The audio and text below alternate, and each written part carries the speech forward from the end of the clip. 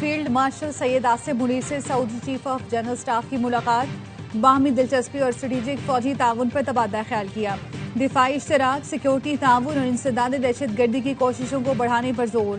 ISPR کے مطابق سعودی chief of general staff نے مختلف شعبوں میں تعاون کو سراہا، انہیں گارڈ آف آنر پیش کیا گیا۔ جنرل فیاض بن حمید الرویلی نے یادگار شہداء پر حاضری دی اور پھول رکھے۔ پشاور میں FC ہیڈ کوارٹرز پر حملے میں ہلاک تینوں دہشت گرد افغان تھے۔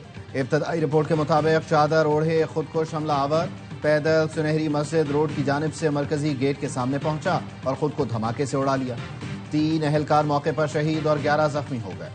دستی بم اور رائفل سے لیس 2 حملہ آور سائیڈ گیٹ سے اندر داخل ہوئے، فائرنگ کی، اہلکاروں کی جوابی فائرنگ میں مارے گئے۔ دہشت گردوں کو مرکزی گیٹ کے 30 سے 40 میٹر کے فاصلے پر جہنم واصل کیا گیا۔ FC ہیڈ کوارٹرز پر حملے میں شہید اہلکاروں کی نماز جنازہ ادا کر دی گئی۔ وزیر اعلیٰ خیبر پختونخوا سمیت سول اور عسکری حکام نے شرکت کی۔ صدر، وزیر اعظم اور وزیر داخلہ کی پشاور میں FC ہیڈ کوارٹرز پر فتنہ خوارج کے حملے کی شدید مذمت۔ صدر آصف زرداری نے کہا، حملہ وطن عزیز کے خلاف بیرونی پشت پناہی میں سرگرم خارجی دہشت گردوں کی بزدلانہ کارروائی ہے۔ ملک سے دہشت گردی کا مکمل خاتمہ اولین ترجیح ہے۔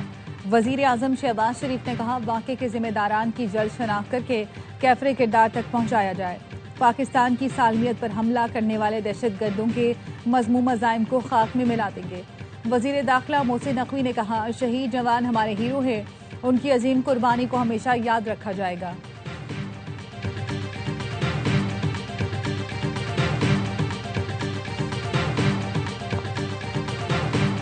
وزیر اعظم شہباز شریف سے صبح 2 chairman joint chiefs of staff committee general Sahir Shamshad Mirza کی الوداعی ملاقات۔ وزیر اعظم نے جنرل ساحر شمشاد مرزا کی پیشہ ورانہ صلاحیتوں اور ملک و قوم کے لیے خدمات کی تعریف کی۔ آج فیض حمید ہے نہ جتوانے والے ججز، یہ ضمنی انتخابات نہیں ریفرینڈم تھا۔ نون لیگ عام انتخابات میں جو نشستیں ہار گئی تھی وہ جیت لی ہیں۔ وزیر اعلیٰ پنجاب مریم نواز کہتی ہیں، ضمنی الیکشن کے دوران مقبولیت کے دعوے زمیں بوس ہو گئے۔ بیانیہ بنانے والے کام نہیں صرف نوجوانوں کو گمراہ کرتے ہیں۔ کارکردگی سے بہتر کوئی بیانیہ ہو ہی نہیں سکتا۔ لوٹ مار کرنے والوں کی اب پنجاب میں کوئی جگہ نہیں۔ خیبر پختونخوا پتھر کے دور میں چلا گیا، کرپشن کے ڈھیر لگ گئے۔ پشاور میں ترقی کا کوئی نام و نشان نہیں، اس لیے ہری پور میں نواز شریف کو ووٹ پڑا۔ شہباز شریف ہوں یا میں، حکومت نواز شریف کی ہی ہے۔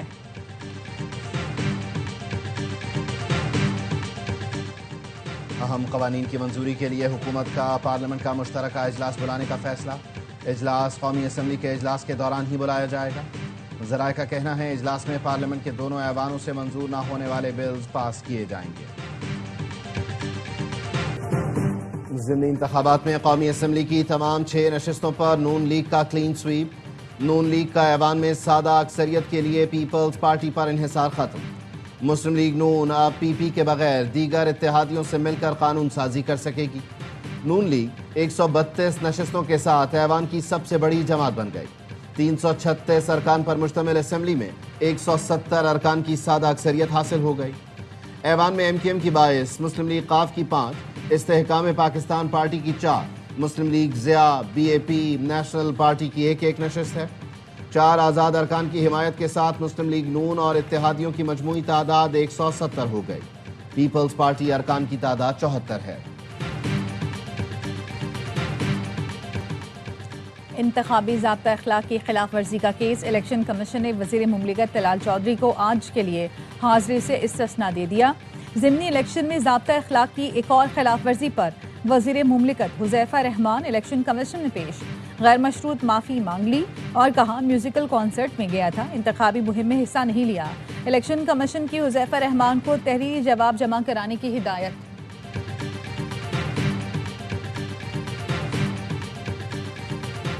انتخابی ضابطہ اخلاق کی خلاف ورزی پر الیکشن کمیشن کا وزیر اعلیٰ خیبر پختونخوا کو کل ذاتی حیثیت میں پیش ہونے کا حکم۔ الیکشن کمیشن نے فیصلے میں لکھا، الیکشن کمیشن کو ذاتی حیثیت میں حاضری یقینی بنانے کے اختیارات حاصل ہیں۔ کمیشن کو بتایا گیا، وزیر اعلیٰ نے الیکشن کمیشن افسران کے لیے دھمکی آمیز زبان استعمال کی۔ سماعت کل 12 بجے تک ملتوی۔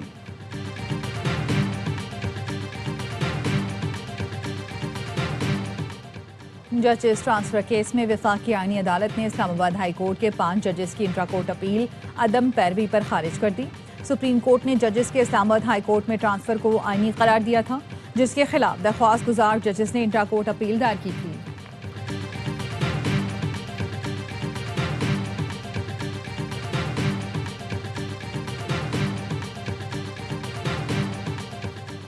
लाहौर हाई कोर्ट ने बानी पीटीआई की 9 मई के तमाम केसेस यकजा करने की दरख्वास्त मंजूर कर ली।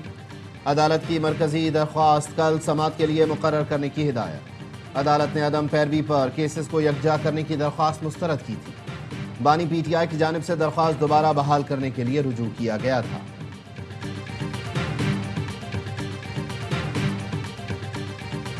ग्रीन लाइन तौसी मंसूबे पर मेयर कराची के तहफुजात दूर, काम का दोबारा आगाज।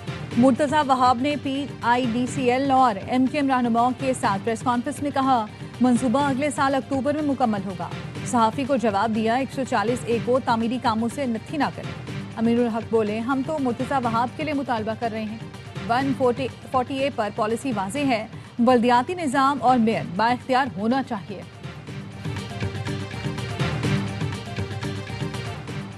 कतरी हम मनसब से नतीजा खेज मुलाकात हुई। कानून नाफिज करने वाले इदारों में ताउन और मंशियात की स्मगलिंग रोकने के लिए मुश्तरका कोशिशों पर बातचीत हुई। वफाकी वज़ीर दाखिला मुहसिन नकवी ने एक्स पर लिखा, मुलाकात में इलाकाई और 2 तरफा उमूर पर भी बहस हुई।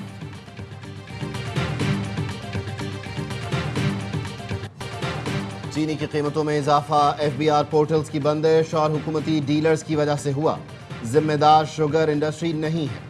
पाकिस्तान शुगर मिल्स एसोसिएशन ने एलामिये में कहा, चीनी की बैनुसूबाई तरसील पर भी पाबंदियां हैं जो कीमतें बढ़ने की वजह बना। हुकूमत को खबरदार भी किया था, लेकिन हुकूमत ने मिल्स पर दबाव रखा ताकि गैर ज़रूरी दरामदी चीनी फरोख्त की जाए। सिंध में पोर्टल्स बंद रखे गए ताकि पोर्ट पर दरामदी चीनी पहले फरोख्त हो सके। पंजाब में ज़िला इंतज़ामिया ने मिल्स को मजबूर किया कि हुकूमती नामजद डीलर्स चीनी फरोख्त करें। डीलर्स ने फ़ायदा उठाने के लिए चीनी महंगी फरोख्त की।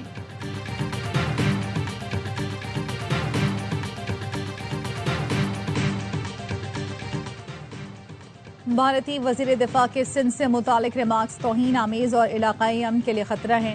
सेनेटर शरी रहमान का कहना है, या तो राजनाथ को तारीख का इल्म नहीं या वो जानबूझकर भूल रहे हैं। उन्हें पता ही नहीं सिंध वो पहला सूबा था जिसने तकसीम से पहले 1947 में पाकिस्तान के साथ इल्हाक का ऐलान किया था।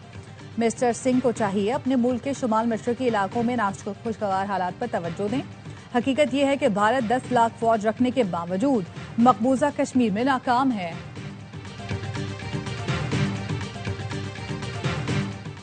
और पाकिस्तान हिंदू काउंसिल की भारतीय वज़ीर दिफा के सिंध से मुताल्लिक़ इश्तियाल अंगेज़ बयान की मज़म्मत। सरपरस्त आला पाकिस्तान हिंदू काउंसिल डॉक्टर रमेश कुमार का कहना है, भारतीय वज़ीर दिफा राजनाथ सिंह का बयान गैर जिम्मेदाराना, इश्तियाल अंगेज़ और अहमकाना है।